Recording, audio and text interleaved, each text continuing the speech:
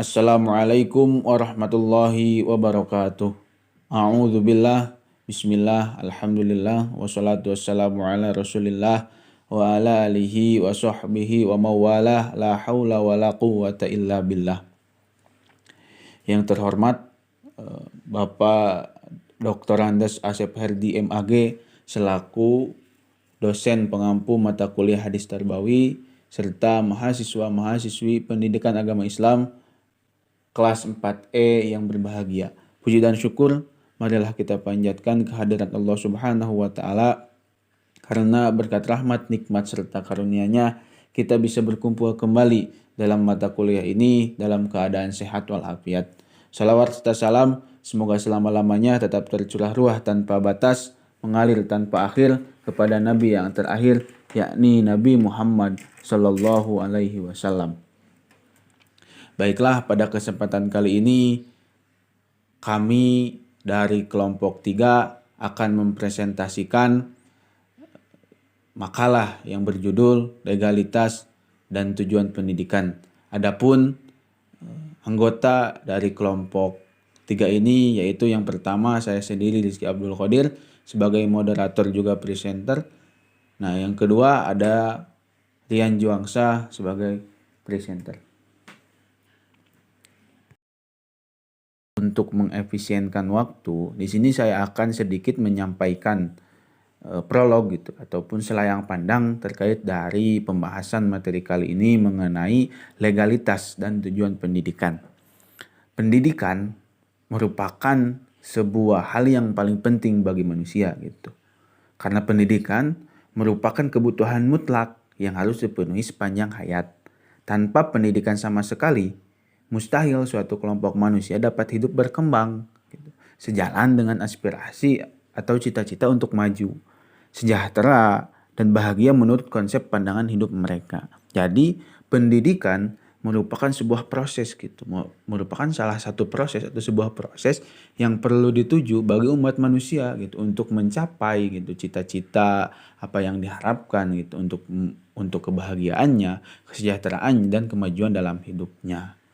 Mungkin seperti itu terkait selayang pandang dari pendidikan itu sendiri. Nah, untuk selanjutnya yaitu terkait legalitas pendidikan. Nah, sebenarnya ada pengertian legalitas pendidikan, di mana legalitas pendidikan ini berdasarkan kepada hadis Rasul gitu, yang berbunyi qala Rasulullah sallallahu alaihi wasallam, talabul ilmi faridatun ala kulli muslimin wa wadu'al ilmu ingda ghairi ahlihi kal muqalladul khanajiril jauhar wal lu'lu wadhhab gitu. Yang artinya bahwa Rasulullah Shallallahu Alaihi Wasallam telah bersabda, menuntut ilmu adalah kewajiban bagi setiap muslim dan orang yang meletakkan ilmu bukan pada ahlinya seperti seorang yang menggalungkan mutiara, intan dan emas ke leher babi. Hadis riwayat Ibnu Majah nomor 220, versi Al-Alamiyah nomor 220, versi Maktabatu Al-Ma'arif Riyadh nomor 224, Kitab Iman, bab keutamaan ulama dan dorongan untuk menuntut ilmu. Nah, terkait pengertian legalitas itu sendiri akan dibahas oleh rekan saya kepada saudara Rian, dipersilahkan. Bismillahirrahmanirrahim. Saya di sini Rian Juangsyah dengan NIM 1202020201335. Saya di sini akan menjelaskan mengenai arti dari legalitas pendidikan itu sendiri. Legalitas adalah berasal dari kata legal yang berarti sesuai dengan peraturan, perundang-undangan atau hukum sah. Sedangkan legalitas berarti perihal atau keadaan sah atau keabsahan. Hadis riwayat Ibnu Majah di atas sudah jelas itu bahwasannya menuntut ilmu merupakan kewajiban bagi orang Islam. Kewajiban di sini mempunyai arti keabsahan dalam menuntut ilmu. Oleh karena itu, secara tidak langsung agama Islam sudah melegalkan menyelenggarakan pendidikan khususnya bagi kaum muslimin. Selain agama Islam, di negara kita juga sudah mewajibkan bagi para penduduknya wajib belajar 9 tahun. Pendidikan itu merupakan kebutuhan manusia yang mendasar karena setiap manusia mempunyai hak untuk memperoleh pendidikan. Berbicara mengenai pendidikan, tentunya tidak terlepas dalam lembaga-lembaga yang bertanggung jawab menetapkan cita-cita atau tujuan pendidikan, isi, sistem, dan organisasi pendidikan. Lembaga-lembaga itu meliputi keluarga, sekolah, dan masyarakat. Pendidikan juga merupakan proses seseorang untuk mengembangkan kemampuan sikap dan bentuk tingkah laku lainnya di dalam masyarakat. Proses sosial di mana seseorang dihadapkan pada pengaruh lingkungan sehingga ia dapat memperoleh atau mengalami perkembangan kemampuan sosial dan kemampuan individu. Di dalamnya terdapat faktor-faktor dalam penyelenggaraan pendidikan.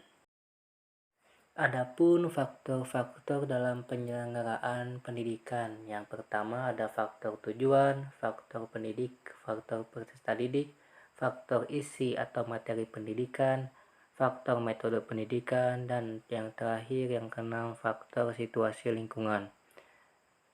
Yang pertama yaitu faktor tujuan. Dalam praktek pendidikan banyak sekali tujuan pendidikan yang diinginkan oleh pendidik agar dapat dicapai oleh peserta didik, baik tujuan umum, tujuan tak sempurna atau tak lengkap, tujuan sementara, dan tujuan perantara serta tujuan insidental. Adapun yang kedua, faktor pendidik.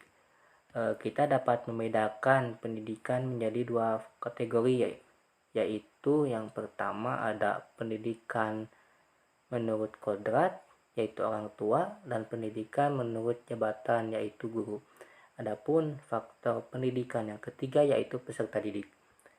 Secara teoritis, peserta didik bisa berkembang secara optimal bila ada dorongan dalam jiwa si peserta didik tersebut Adapun faktor peserta didik yang keempat yaitu isi atau materi pendidikan.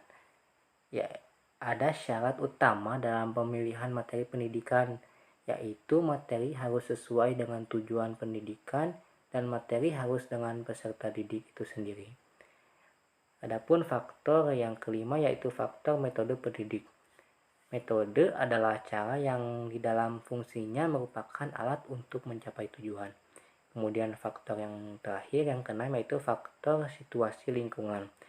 Situasi lingkungan mempengaruhi proses dan hasil pendidikan itu sendiri Situasi lingkungan ini meliputi lingkungan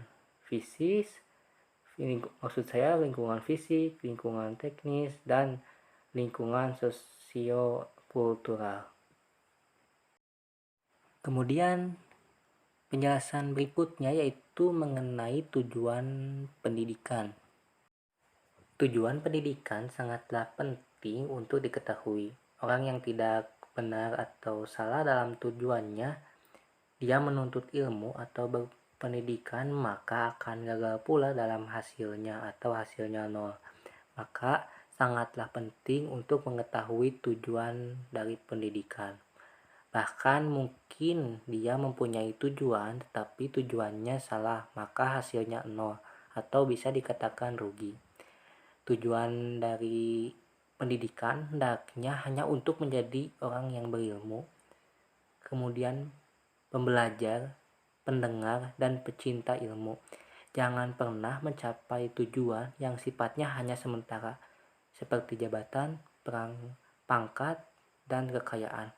Hal ini yang disyaratkan dalam hadis berikut yang artinya Rasulullah SAW bersabda, jadilah engkau orang yang berilmu atau pandai, atau orang yang belajar, atau orang yang mendengarkan ilmu, atau yang mencintai ilmu, dan janganlah engkau menjadi orang yang kelima, maka kamu akan celaka. Hadis riwayat Baihaqi. Adapun Rasulullah SAW memerintahkan umatnya menjadi yang pertama aliman, orang berilmu. Kita hidup di dunia ini wajib mencari ilmu kapanpun dan dimanapun. Kalau kita menjadi orang alim atau berilmu, kita tidak akan tersesat gitu, dan wibawa kita sangat tinggi di mata masyarakat. Kemudian yang kedua yaitu muta'amilan, orang yang menuntut ilmu, murid, pelajar, santri. Jika kita tidak bisa melakukan poin yang pertama, maka jadilah orang yang kedua, yaitu menjadi orang yang mencari ilmu.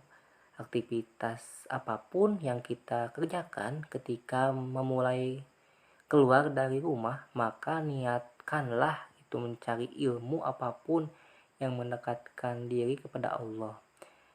Jika di tengah-tengah perjalanan kita melakukan aktivitas terjadi kecelakaan dan musibah lainnya atau sampai meninggal dunia, maka mati kita akan digolongkan dengan mati syahid. Mudah-mudahan akhirat hayat kita semua meninggal dalam keadaan husnul khotimah. Amin. Kemudian yang ketiga yaitu mustami'an, atau orang yang mau mendengarkan ilmu. Jika memiliki kesulitan dalam yang pertama, yang kedua,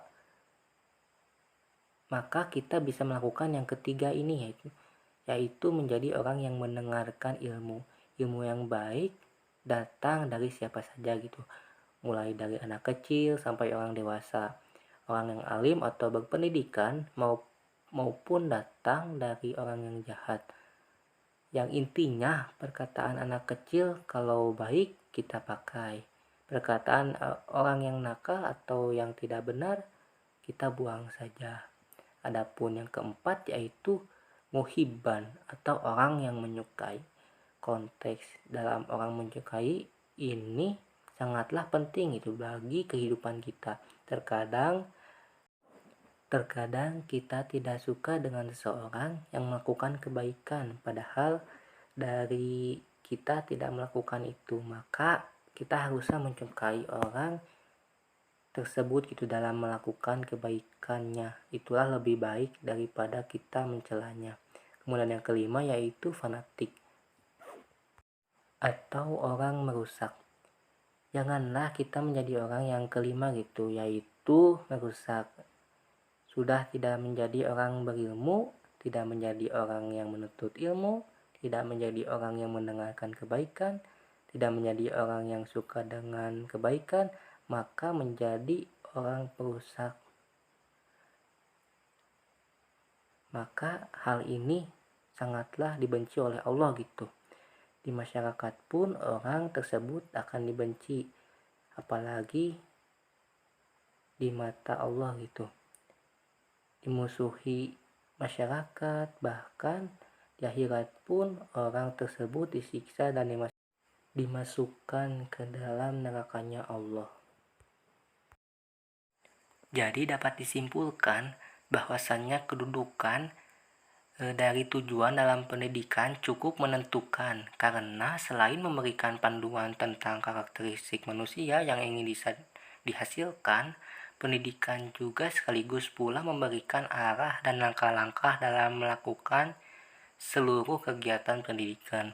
Dan berbicara tentang tujuan pendidikan tidak dapat lepas dari tujuan hidup manusia, sebab pendidikan hanyalah suatu alat yang digunakan oleh manusia untuk memelihara kelanjutan hidupnya, baik sebagai individu maupun sebagai makhluk sosial. Mungkin itu saja yang dapat saya sampaikan mengenai arti dari legalitas pendidikan dan tujuan pendidikan. Saya kembalikan ke moderator. Terima kasih kepada saudara Rian Juangsyah yang telah memaparkan materi pembahasannya terkait legalitas dan tujuan pendidikan. Untuk pembahasan selanjutnya yaitu peran seorang guru atau pendidik. Nah, yang mana ketika ingin mencapai tujuan pendidikan tentunya harus ada beberapa komponen yang memang diperlukan. Nah, salah satu hal terpenting untuk mencapai tujuan pendidikan tersebut itu adanya seorang guru atau seorang pendidik. Nah, berdasarkan hadis Rasul gitu. Ahbarna Abul Bugiroti hadasanal Auja'i hadasani Harun bin Riyab an Abdullah ibni Mas'ud annahu kana yaqulu du aliman aw muta'alliman wala tagdu fi ma baina dzalik fa inna ma baina dzalik jahilun wa innal malaikata tabsutu ajnihataha lirrajuli goda yabtagil ilma mirridho bima yasna'u. Telah mengabarkan kepada kami Abu Al-Mughirah telah mengabarkan kepada kami Al-Auja'i dan telah menceritakan kepadaku Harun bin Riyab dari Abdullah bin Mas'ud radhiyallahu anhu bahwasanya dia berkata, jadilah kamu pada waktu pagi seorang alim atau terpelajar dan janganlah kamu menjadi selain itu karena selain itu adalah kebodohan. Sesungguhnya malaikat selalu membentangkan sayapnya bagi orang yang pada waktu pagi mencari ilmu karena rela terhadap yang dikerjakannya. Hadis dari Mi nomor 343, versi Al-Alamiyah nomor 343, versi Darul Mughni Riyad nomor 351, Kitab Muqaddimah bab keutamaan ilmu dan orang alim. Adapun terkait lebih lanjut peran seorang guru atau pendidik itu akan dibahas kembali oleh rekan saya Rian Juangsah. Kepadanya saya persilahkan. Baik, terima kasih kembali kepada moderator yang telah memberikan saya kesempatan untuk menjelaskan atau memaparkan materi mengenai peran seorang guru atau pendidik.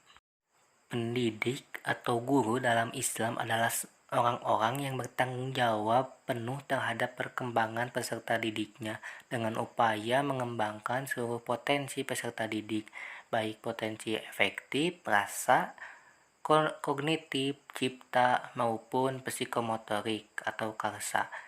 Pendidik berarti juga orang dewasa yang bertanggung jawab memberikan pertolongan pada peserta didiknya dalam perkembangan jasmani dan rohaninya agar mencapai tingkat kedewasaan, mampu berdiri sendiri dan memenuhi tingkat kedewasaannya, mampu mandiri dalam memenuhi tugasnya sebagai hamba dan khalifah Allah Subhanahu wa Ta'ala, dan mampu melaksanakan tugas sebagai makhluk sosial dan sebagai makhluk individu yang mandiri.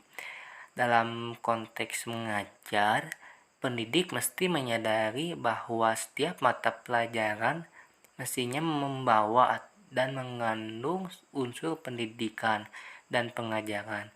Unsur pendidikan dimaknai dapat membina dan menempa karakter pendidik agar berjiwa jujur, bekerja secara cermat dan sistematik, sedangkan unsur pengajaran dimaknai untuk memberikan pemahaman kepada peserta didik kepada setiap mata pelajaran yang diterimanya.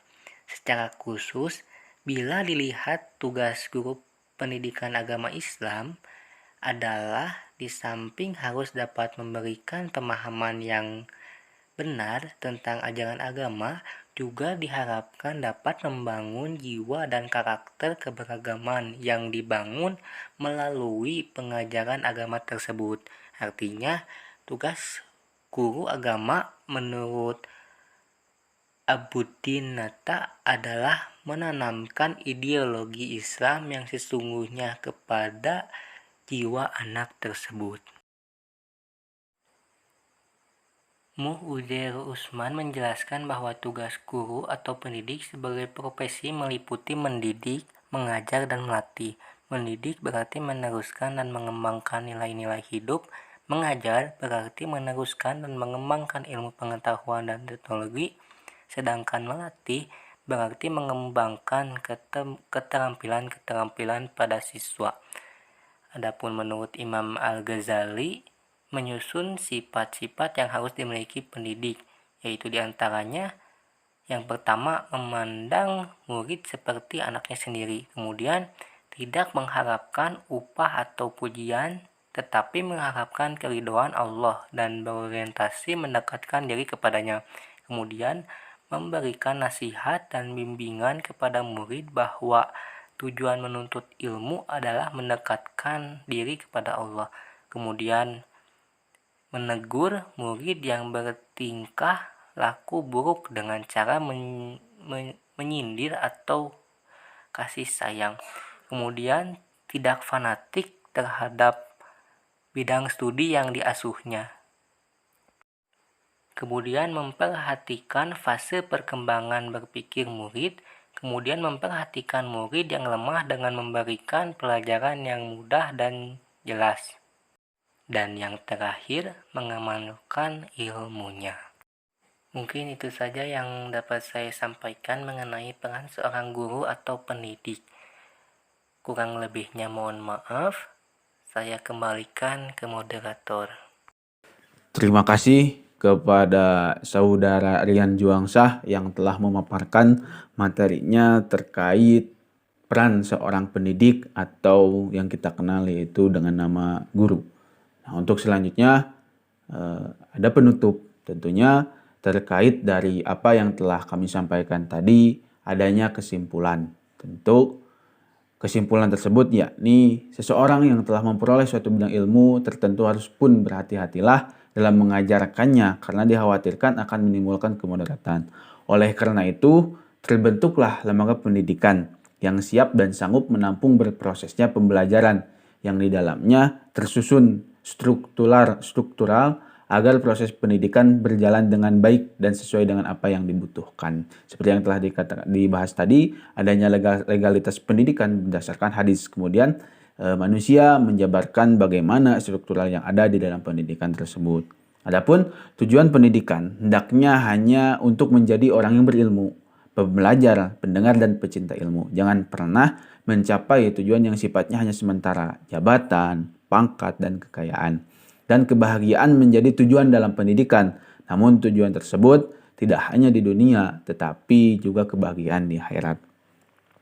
Adapun yang terakhir, tugas guru atau pendidik sebagai profesi meliputi mendidik, mengajar, dan melatih. Pada sisi lain, menguraikan tugas pendidik sebagai warasatul anbiya, pewaris para nabi. Pada hakikatnya, mengemban misi rahmatan lil alamin, yakni suatu misi yang mengajak manusia untuk tunduk dan patuh pada hukum-hukum Allah guna memperoleh keselamatan di dunia dan di akhirat. Untuk melaksanakan tugas demikian, pendidik harus bertiktolak pada amar ma'ruf nahi munkar, menjadikan prinsip tauhid sebagai pusat kegiatan penyebaran misi, iman, Islam, dan ihsan. Hanya itu yang dapat kami sampaikan. Kami mengucapkan terima kasih kepada mahasiswa-mahasiswi Pendidikan Agama Islam kelas 4E yang telah menyimak dari awal sampai akhir. Juga terima kasih kepada Bapak dosen Dr. Andes Asep Herdi MAG yang telah memberikan tugas ini sebagai bahan gitu untuk pengetahuan dan pemahaman bagi kami selaku mahasiswi Pendidikan Agama Islam. Dan juga kami memohon maaf apabila dalam pembuatan makalah ataupun dalam penyampaian presentasi juga perkataan-perkataan ada yang kurang mengenakan, mohon keikhlasan untuk memaafkan dan juga mohon koreksinya. Terima kasih atas segala perhatian dan partisipasinya. Billahi taufiq wal hidayah waridho wal inayah. Wassalamualaikum warahmatullahi wabarakatuh.